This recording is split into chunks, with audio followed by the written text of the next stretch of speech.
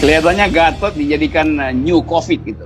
Gagal berantas COVID, mau berantas Gatot kan. Kita bisa lihat sebetulnya seluruh strategi media istana itu adalah untuk ya bukan menjegal Gatot tapi menjebak Gatot.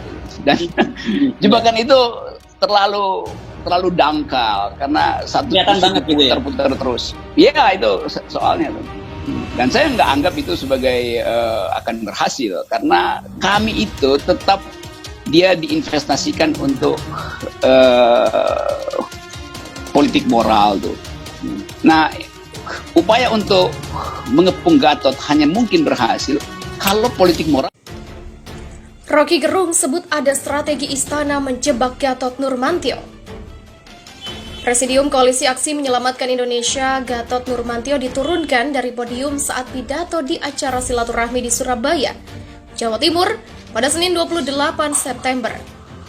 Acara deklarasi kami yang dihadiri Gatot di Jawa Barat pada 9 September lalu juga sempat mengalami 2 kali pembatalan sepihak oleh pengelola gedung sewa tanpa ada alasan yang jelas. Pengamat politik Rocky Gerung menilai dengan sejumlah hambatan yang didapatkan saat acara silaturahmi ataupun deklarasi, terlihat bahwa ada strategi tertentu yang diarahkan untuk menjebak Gatot dan gerakan kami. Dengan tujuan agar gerakan yang diinisiasi oleh Gatot dan sejumlah tokoh lainnya tidak dapat berjalan mulus. Kelihatannya Gatot dijadikan new COVID, gagal berantas COVID mau berantas Gatot. Kita bisa lihat sebetulnya seluruh strategi media istana itu adalah bukan menjegal Gatot, tapi menjebak Gatot. Tapi jebakan itu terlalu dangkal karena satu isu diputar-putar terus dan saya nggak anggap itu akan berhasil karena kami tetap diinvestasikan untuk politik moral. Begitulah kata Rocky Gerung. Menurut Rocky, jika strategi ini yang dilakukan pemerintah untuk menjegal langkah kami yang berada di jalur oposisi, maka itu tak akan berpengaruh banyak. Rocky juga memprediksi dalam beberapa hari ke depan pemberitaan tentang Gatot akan ramai dimunculkan.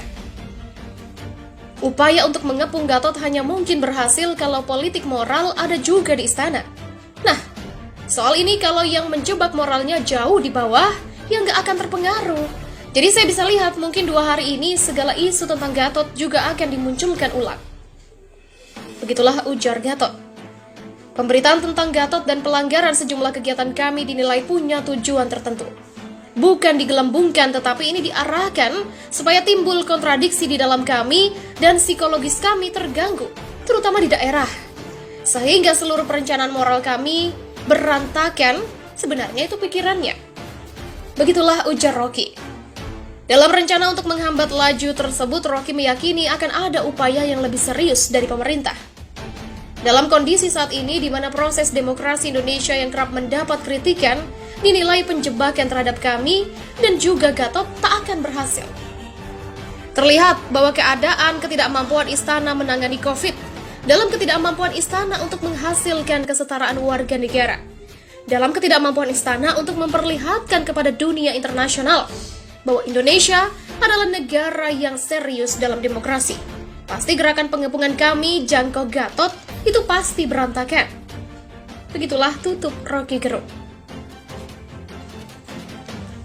Mantan Panglima TNI Jenderal Gatot Nurmantio menyindir para demonstran di Gedung Juang 45 dan Geraha Jabal Nur, Kota Surabaya.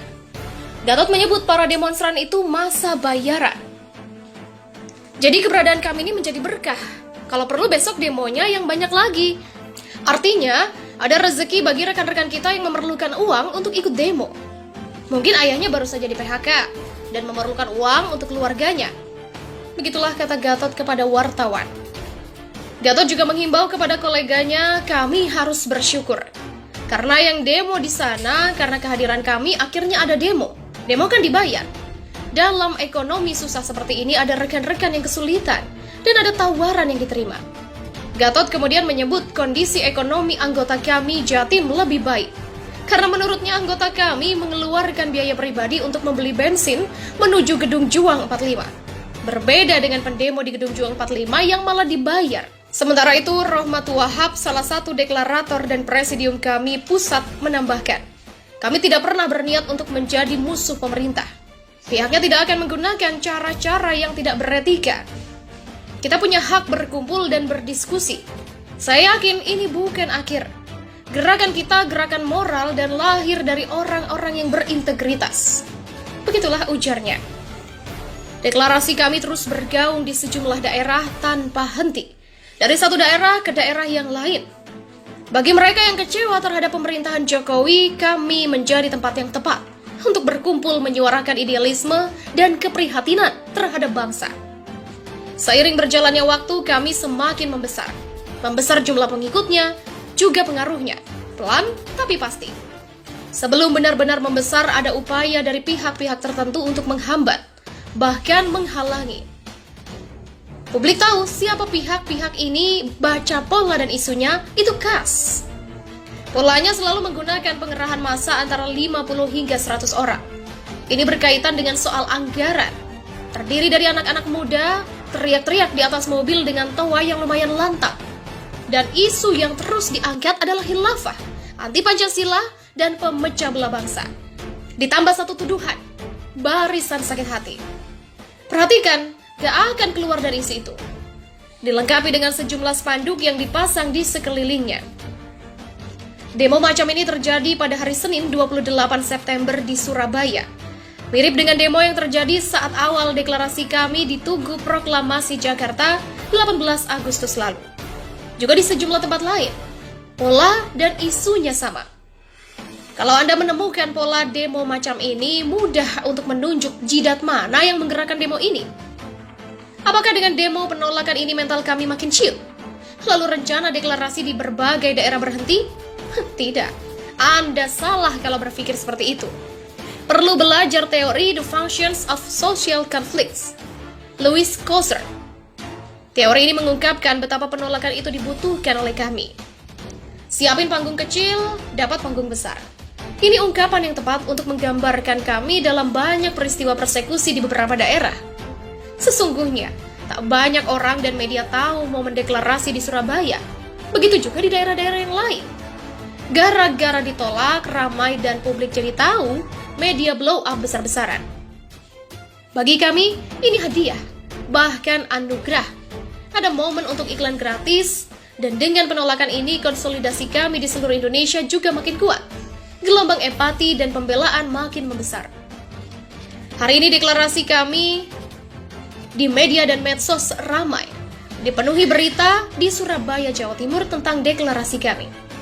Lahan subur bagi kami untuk beriklan dan mensosialisasikan diri. Dari peristiwa ini kami berlimpah simpati. Kami mengambil momentum ini dengan sangat cerdas, diam tak membalas. Cukup klarifikasi secukupnya, memberi pemahaman publik tentang identitasnya. Inilah kami, cukup itu saja, dan rakyat paham. Di kami ada banyak tokoh yang punya daya tarik dan kemampuan bernarasi. Mereka punya kelas dan klaster pendukung masing-masing. Ada Gatot Nurmantio, Din Syamsuddin, Rocky Gerung, Rafli Harun, Said Didu, Abdullah Hehamahua, Husnul Maria, dan lain-lain. Kami menjadi tempat berkumpul para tokoh dari hampir semua ormas dan profesi. Di kami juga banyak penulis dan wartawan militan. Hampir, kalau tidak dikatakan semua penulis aktif media online berkumpul di kami. Mungkin 99,9% penulis aktif ada di kami. Hanya 1% yang berada di kubu pemerintah. Ini sekaligus untuk membedakan mana militan, mana bayaran. Terkesan berlebihan, tapi mudah untuk dibuktikan. Dengan peristiwa Surabaya justru jadi bensin yang membuat kami semakin nyala di negeri ini. Semakin banyak penolakan, maka semakin banyak trigger yang membuat kami makin melambung dan terbang. Dalam setiap peristiwa penolakan ada simbiosis mutualisme. Ini yang menarik. Di sisi lain, kehadiran para penolak membuat nama kami semakin melambung tinggi. Keduanya saling membutuhkan, kami dan para penolaknya. Mereka dapat uang, kami dapat iklan. Jika sinergi ini terus terjaga, maka akan mempercepat situasi menjadi matang. Maksudnya, jangan berlagak bego lu.